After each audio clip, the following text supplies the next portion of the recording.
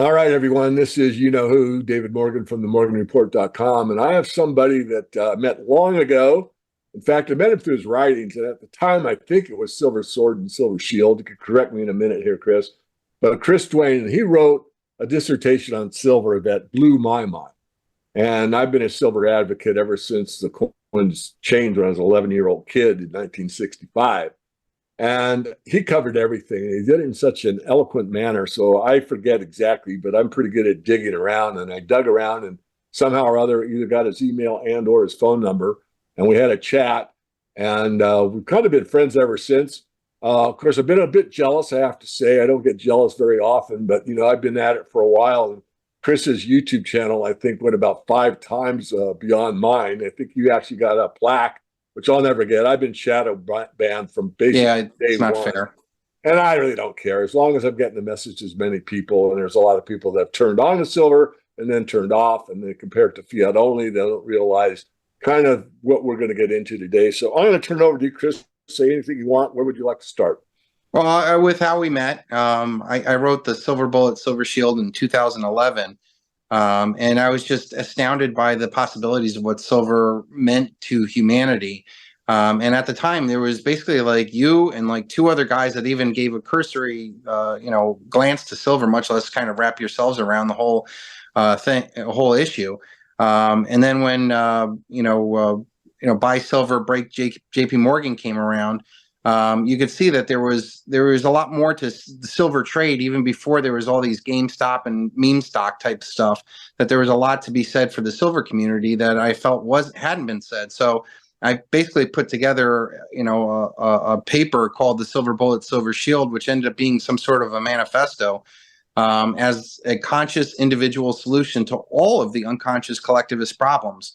So when I kind of wrap my mind around how one single investment into physical silver is the antithesis of the entire banking power structure and our reality, I started to see how big this story was. Then you start to look at the suppression of it, and then you start to see that there's even more money behind it. I've seen articles where they say that they trade $5 trillion worth of notional silver contracts on a market cap of silver. If there's 1 billion or 2 billion ounces above ground somewhere, we may be talking about $50 billion, but not $5 trillion. But when you consider all the derivatives that are traded on top of the physical thing and how many claims there are for each paper claim for each physical ounce of silver, you start to see that this isn't going to end well. And it's going to end horribly when we least have the ability of making good with it. Because what we would be looking at is a hyperinflation into physical silver and out of all the fiat currencies because people will not trust the entire system. And we're only, a week into 2024, which I said is going to be the year of Jubilee. And we've already got the Epstein list that's been, devolved with, 171 people that are involved with that. And these are not just like, they're everybody. They're presidents, they're Rothschilds, they're Harvard professors. They have all these claims against all these people, and then you start to see that all the people in power are compromised and that they're bought off and paid for, and nobody's coming to save us at the end of the day. So owning physical silver is kind of like ants stacking for the winter, knowing that something bad is coming. And you and I have been at this for such a long time. It feels like it's never going to come, but that's usually when it does come. So that's we're basically, I'm trying to get people focused back onto physical silver. Well, let me back up a slight bit there. You gave the notional trades, and let's do it in reverse. In fact, I've said this on a few podcasts. There's roughly $5 trillion floating out there in money markets and basically cash. You take 1% of that, that's 50 billion. 50 billion is 2 years silver supply, all mining activity plus recycling. So if you don't think that 1% of that funding money is going to move into the silver market during the next crisis, then I got a bridge or two to sell you. What's your comment? Yeah. Well, once people get their minds wrapped around silver, then there's a bunch of tricky traps that they have to get past, meaning that they don't go out and go buy silver ETFs, which is what we're seeing going on with the Bitcoin craze right now, because they're they're not even the real underlying asset, because with the SLV, all you do is guaranteed to get paper cash when you get out. But if you're investing in physical silver, that's the last thing you want, is to get depreciating cash when the physical silver price is going up. So I really try to get people to focus on the physical only process, but then people start to think, well, now I have to think about security and and planning and organizing all that other stuff. And that's what ultimately it's going to take, is for individual men to start taking personal responsibility for their wealth and future, and not put it in the hands of a banking system that we know is completely corrupt and functions as a legalized Ponzi scheme. I've gone into this trade as a judgment day trade, meaning, what would I want to have on Judgment Day? Do I want to have a bunch of digital illusions of wealth, or do I want to have real generational wealth of physical silver that's been mined and minted into these wonderful coins that I do every week? Well, there's it's such a small market, and yet I do these mind experiments or thought experiments. For example, if you go back to 1900, if you didn't have silver, you didn't have any money, pretty much anywhere in the world. But here you are, 123 years later, and no one considers silver money other than us odd ducks and the Romance languages, the word for silver money synonymous. But the idea was this: I did this, a couple of my videos, I think it was inspired by you, but let me not digress yet. So if you look at the population of the U.S., roughly 350 million or so, round number, and you multiply that by 2, you come out with 700 million. So let's multiply it by 3, you come out with about a billion. So a billion ounces, again, is the silver market. So if you took every person in the U.S. and they bought 1 ounce of silver, you would corner the silver supply on an annual basis. And the silver market on a U.S. only basis is only 5% of the world's population. All right. So, we're looking at a situation where you don't need a whole lot of buying pressure to send the metal, far higher in terms of fiat.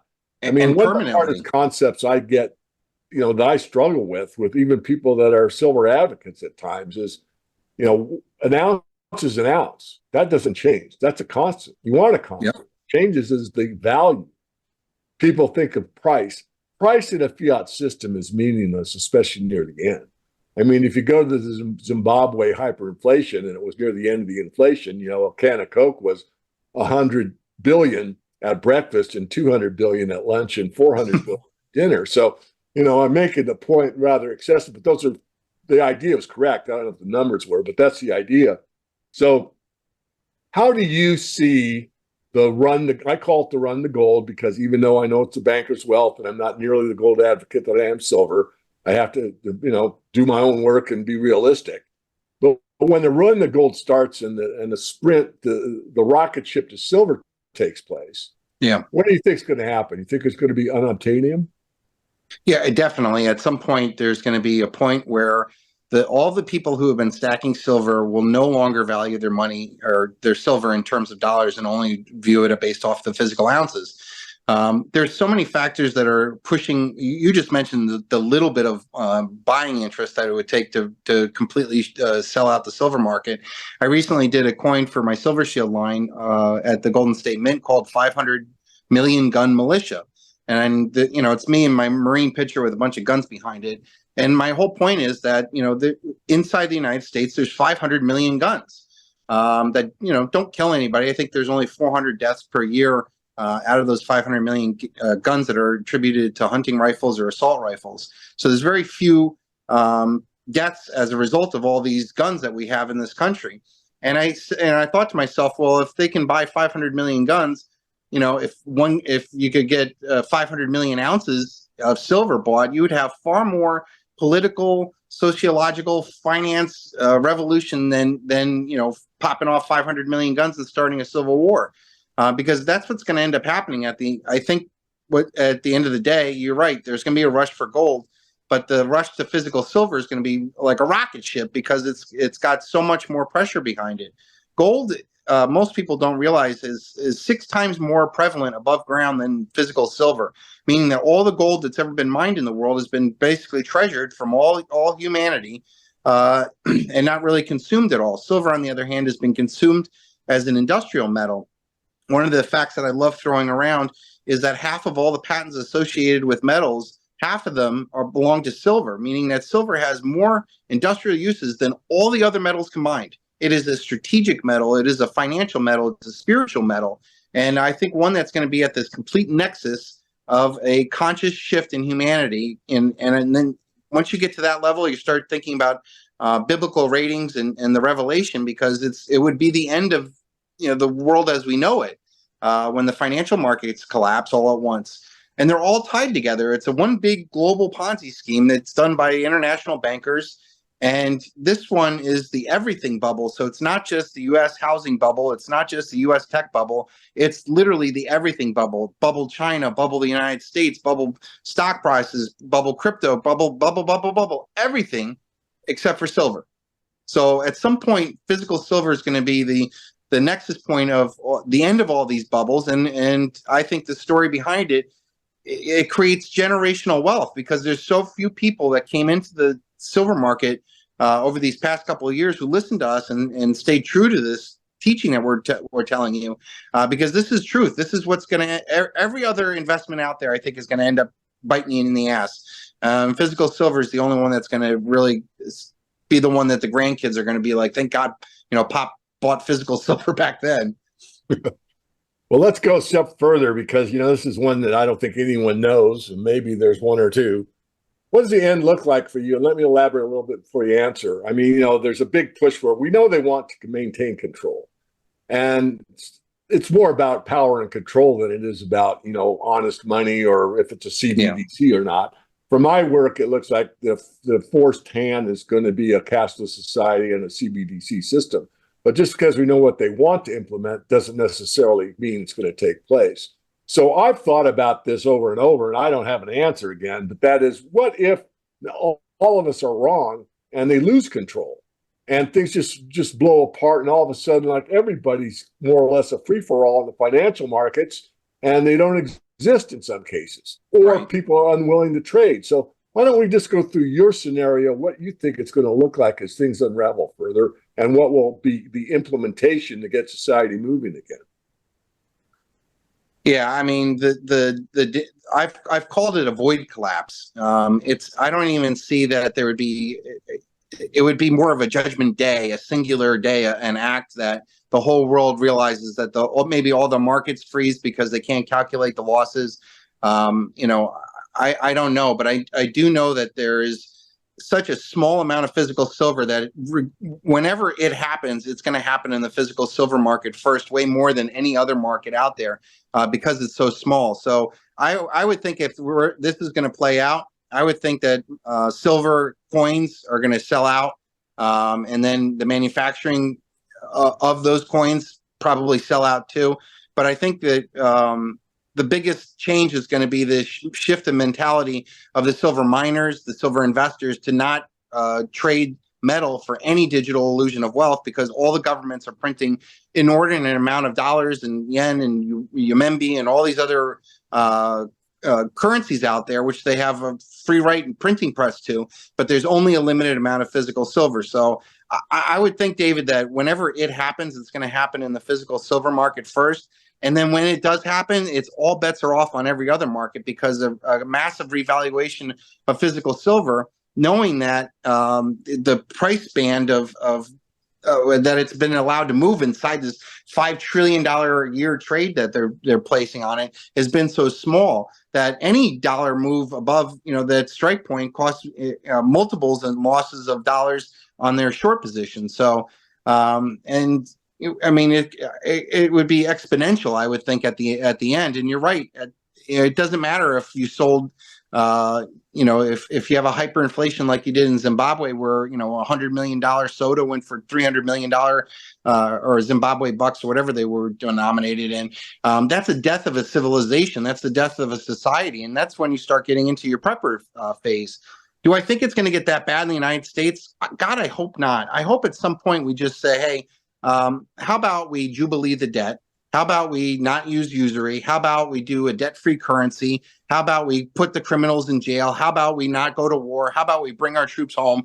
Like a conscious change, so we don't keep fighting with this kind of stupidity that we have, thinking that we're going to have a fair fight in the elections or a fair fight in the media or the fair fight in our schools or a fair fight anywhere. They cheat and lie at every position to keep us enslaved. And that's ultimately what you said this is about. It's not a matter about an honest money or anything. It's about power and control over people. So until we take control of our money, we'll never be able to control our society. And silver is the biggest part of that. And I really wish we would had a stronger silver community, but I'm afraid that between the cryptocurrencies and Donald Trump, it just lures people into thinking that there's going to be something else out there that's going to save them from themselves. And at the end of the day, if you're relying upon somebody else, you're fooling yourself. To me, it's a big maturity bet for individuals to invest in physical silver, and I think that's the end of the Bible bet. Like once the financial markets collapse, you can read in the back of Revelations, they talk about how there'd be nothing will be bought or sold on those days. And that's what I think is going to happen to all these miners out there. You would have either governments or the actual mining companies say, oh, we just had a huge event and it's going to revalue physical silver above all the other assets. All of a sudden, that's a massive supply drop right there. During the time when I've already mentioned that silver is the strategic metal with over half of all the patents associated with metals are attached to silver. So then you have the $1 trillion market caps of Apple and JP Morgan and all these other big companies out there that rely upon having cheap physical silver. They're going to end up blowing up too. So it doesn't look good on any way, but on those days that I think about the worst judgment day, I'm most happy that I have physical silver and not some digital illusion of wealth sitting somewhere, hoping that it'll pay off someday. So do you think the banks will maintain enough power to put us on a CBDC, or you think that's not going to happen? No, I would think that based off of the amount of political upheaval that would happen, the banking system itself being the one that makes that all happen, I don't think Wall Street holds. I don't think Washington D.C. holds. I don't think the Vatican holds. I don't think City of London, Bank of International Settlements. It would be a systemic crisis that they would. The only logical way of doing this is getting rid of all the debt and saying we can't pay this back. Let's start all over again. Let's maybe not use usury. Let's use a debt-free currency. It would have to be of that kind of level, David, I would think, in order to really turn this thing around consciously, as opposed to allowing market forces rip chaos throughout all the markets out there, and nobody knows where the solid ground is. A conscious attack on to turn things around would criminalize these people who are running $1 trillion deficits in Washington and sending off to wars in Ukraine and all these other places out there. Meanwhile, the American taxpayer is getting totally raped, and they have the borders wide open too. And we have this big military industrial complex that's got 777 military bases all over the world, and we can't even protect our borders. So a huge change has to come. Physical silver is going to be the nexus point of it. It is at the absolute pyramid of Exeter's pyramid of liquidity, and you'll see a rush from cryptos, from stocks, from bonds, from real estate into cash. People, I think the dollar will ironically do pretty well during this kind of collapse scene, because that's what people still have the most amount of faith in, which is good for us U.S. investors, because that'll mean that our currency that we're still able to go out buy silver with will be pretty good until the very end. And like you said with Zimbabwe, if we do get a hyperinflation, it's going to make everything make living too much to cost, and that's when people will give up. So we need a conscious evolution of this idea of physical silver being the way forward, as opposed to thinking that we're going to somehow muddle through this. Yeah, I think the muddling's just not over. So I have two scenarios. One is furthering what you just said. So everything's gone. Wall Street's gone. Vatican's gone. DC's gone. Gone.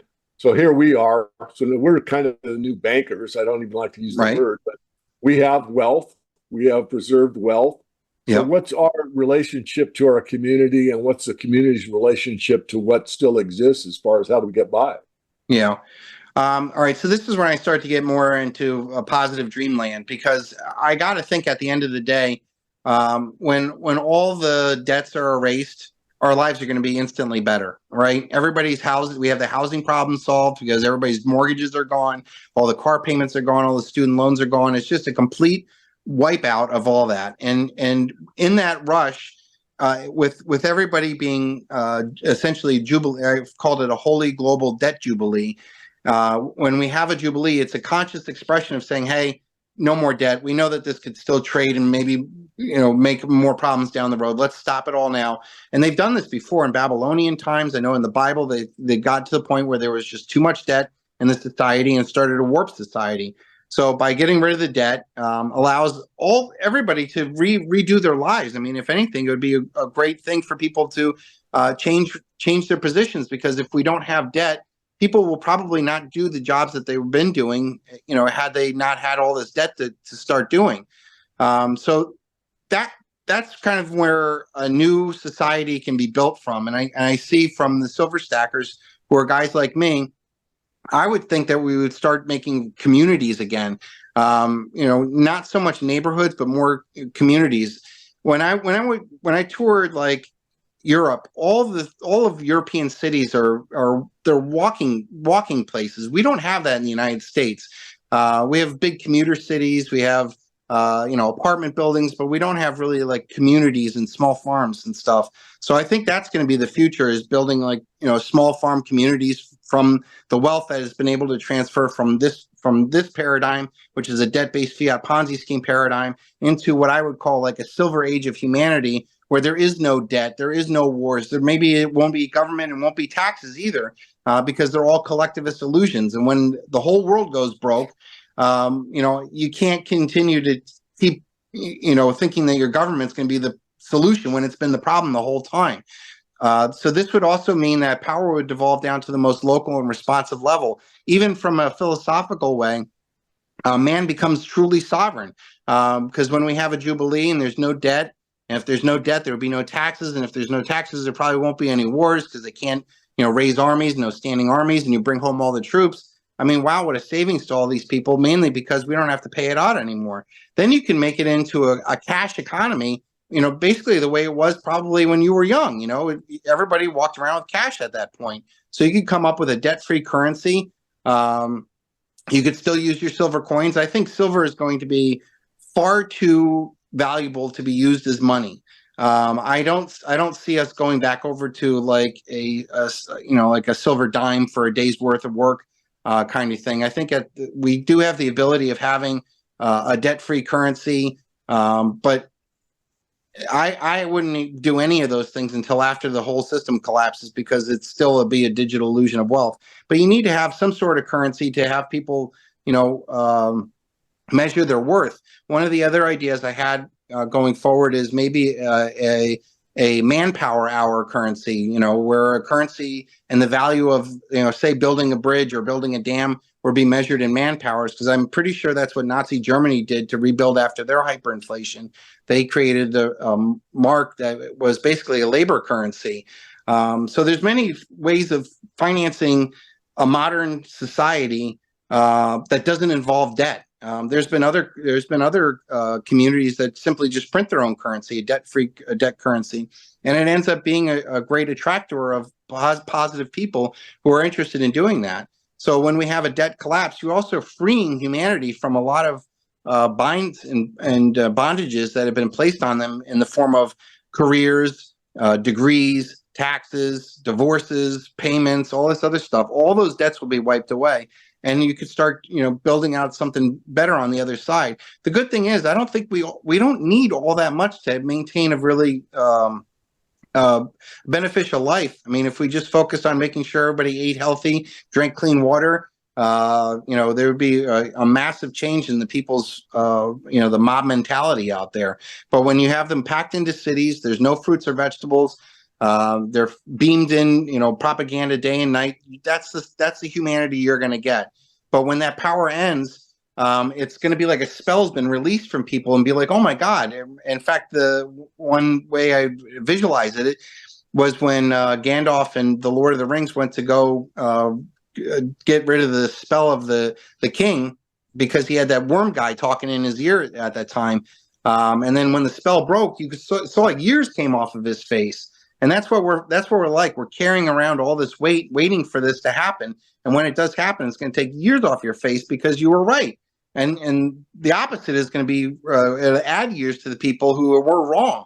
At the end of or in the middle of the Gone with the Wind movie, when the South finally lost, the father of the heroines, Katie Scarlett, lost his mind because all of his money was in Confederate bonds. Well, that could be the same way with Apple stock in the future. We don't know if the markets are going to continue to function the way that they do, and that's why I'm very glad to have physical silver when the time does come. You never doubt your wealth in that time. A couple of points. One is, and this gave me a sense of relief way back because I've been at this, as you know, a long time. And that was that we have all the wealth stays in place. I'm not talking about silver now. I'm talking about all the schools, all the roads, all the churches, all the supermarkets, all the factories, all the automobiles, all the land. It's still there. Yeah. The physical plane, none of that really changes. What happens? No, and that's great. Financial collapse. It changes ownership. Yes. Problem is, since it's been run on this lie that you could get something for nothing, and these elite bankers are able to present something out of nothing that has no worth and buy anything and everything that they want. They don't want to give up that power. So now, including politicians. Yeah. So right. Well, they're bought and paid for, as we know. And so, because money is power, and at least in my perspective, in a lot of cases it is. So if they go to a CBDC and try to implement that and pick and choose what debt goes away, like, well, federal government debt can go away, but student loans you still got to pay. Still got to pay your auto loan. You still got to pay your mortgage. I think that's the way that they think. What say you? Yeah, I think that's probably part of their plan of what they think they would like to do, but I don't think that would I think people would lose their minds. There's three powers that are at play here. You have the church, the state, and the mob. And all three of them are playing against each other, thinking that they're going to be able to, live high on the hog while the Ponzi scheme is still going, and somehow pass the debts either on to purposely other generations, or they end up hyperinflating it. I mean, this is basically voodoo economics the whole time. Yeah, they're not going to be able to pick and choose. They're going to be out, basically trying to keep themselves from the mob. Because when the system goes down, that's what they have to do. They have to basically transfer all the debt to the next generation. That's why these wars of World War I, World War II, Vietnam, they're always about generating wars out there. But I think that's the beautiful part of this, is that as bad as things are, David, we do have a lot of inherent wealth inside the United States, and for our generation. One of the big factors that I saw was with the BRICS, Brazil, Russia, India, China, and South Africa, forming this kind of gold anti-hegemon to the United States. And I talked years about how it makes sense for them to do that, how the United States should be wary of that, because our dollar is probably our biggest weapon and our biggest value out there. But the one thing I found that was in common with all these BRICS nations are they don't have indoor plumbing.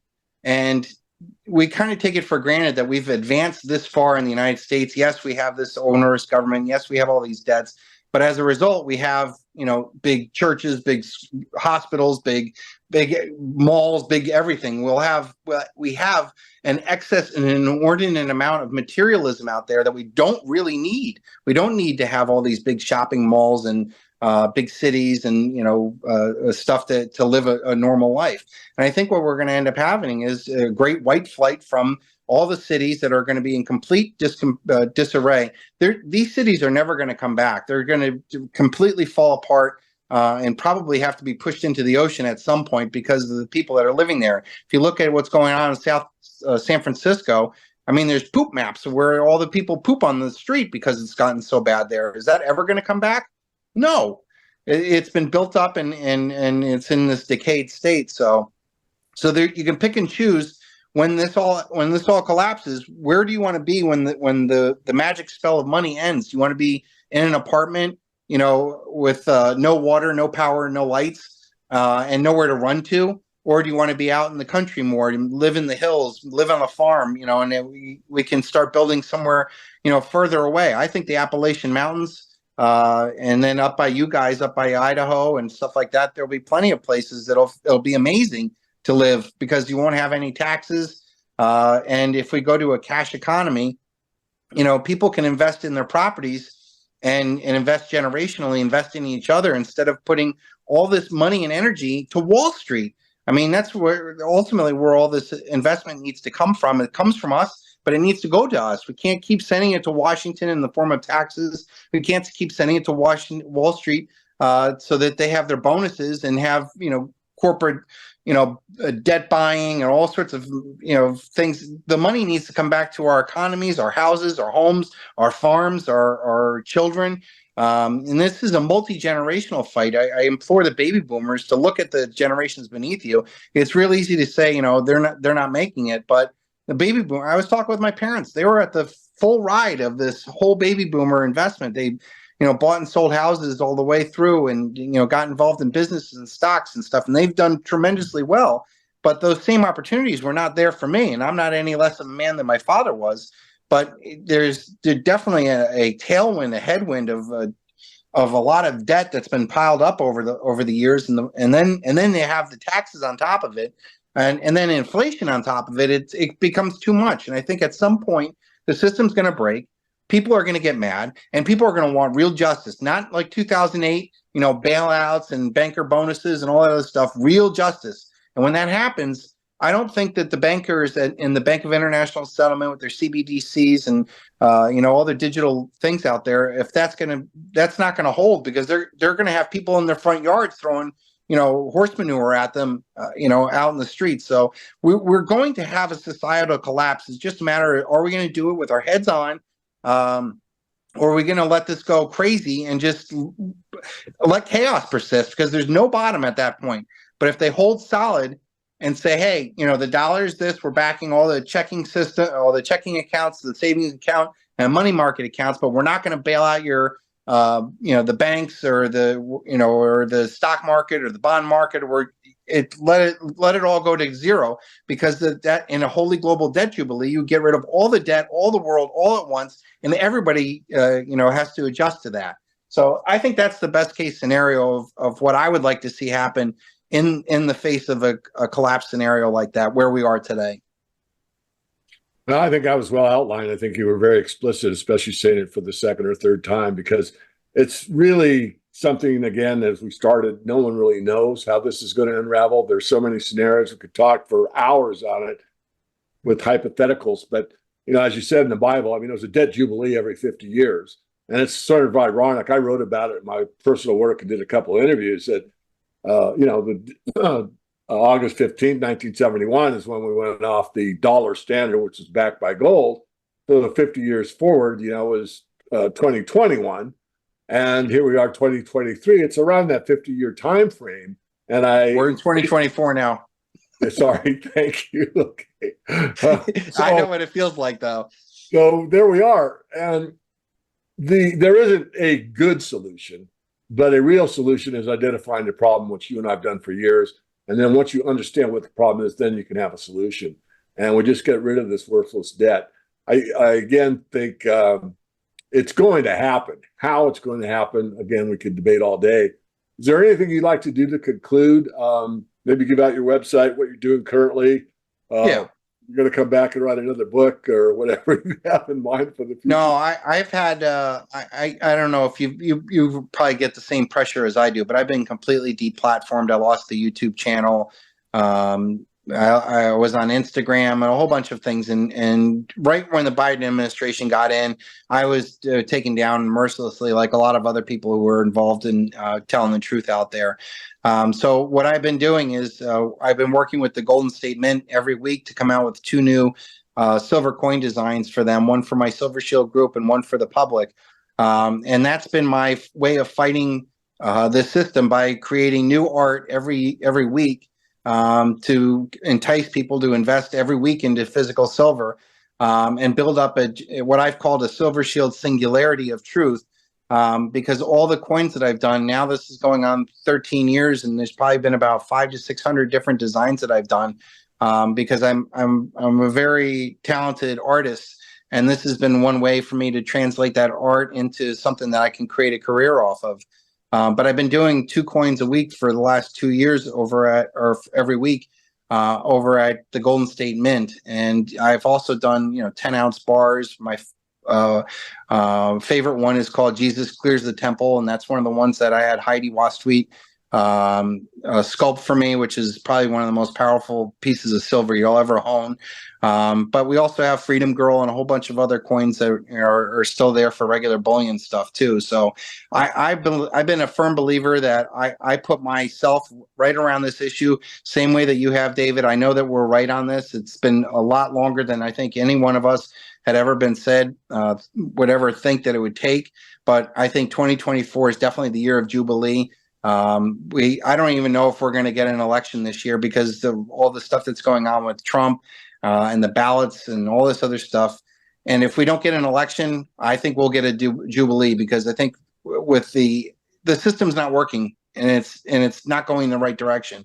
So the best thing to do is to stop it, arrest the people who are creating crime. That's the other thing. Like, we don't need to have any more wars in society anymore. All we need to do is look at the criminal efforts that are being suppressed and enhanced through the politicians. The politicians, the bankers, are a deadly combination. They're the spenders of last resort and lenders of last resort. And the only way to stop it is to jubilee all the debt and arrest them. And we could easily have heaven. I mean, David, what would life be like without taxes, without inflation, without worrying about your cost of your purchasing power? I mean, it would be an amazing thing. And then, as you said, we still have all the hospitals, we still have all the roads, we still have all the cars that were built. Everybody's house would be free. Everybody's student loans would be paid off. What a wonderful way to do this. Why wouldn't something like a Holy Global Debt Jubilee be the most popular thing that people talk about? Because it's something that can happen overnight on a judgment day, and everybody gets rid of all the debt, and we can start all over again without a debt, without a debt-free currency. Silver is just going to be the means of the hyperinflation. If you own physical silver, the value of it will go up, which will mean, even if they don't overtly pay off, overtly jubilee the debt through the through the hyperinflation of silver during that peak scenario, you can pay off your debt. If you have a $500,000 mortgage or whatever you have on your house, maybe spend 2 ounces of silver at that point to pay off your mortgage at that point. And maybe not everybody does get off of this debt thing. Maybe only people who bought physical silver are the only ones that were able to get out of, the government's global central bank currency. I don't know. I'm going to put myself in the best position as I can. Well, Chris, it's great seeing you again. Congratulations on your new family, and yes, thank you. You look healthy, and I'll just do a public apology to you. This is something you may have forgotten about, but I invited you out to the was it the Silver Symposium? What was it? The Silver whatever Silver Summit. Silver Summit, and I was a little taken back that you only got to be on the panel, because that wasn't my intent when I invited you out. But it's okay. Control. I know you didn't take it out on me or whatever, but it was rather ridiculous to travel that far and get 10 minutes. Well, if you remember, I probably got 20 minutes in front of about 300 people. So, I mean, I did get to speak somewhere. I just didn't get to to go toe to toe with all the other guys in the room. Yeah. Anyway, life goes on. Thank you for your time. Absolutely. Happy 2024. I'll get the end here, and you take good care. All right. All right. Take care, David. Thank you very much. You're welcome. Bye for now. Okay.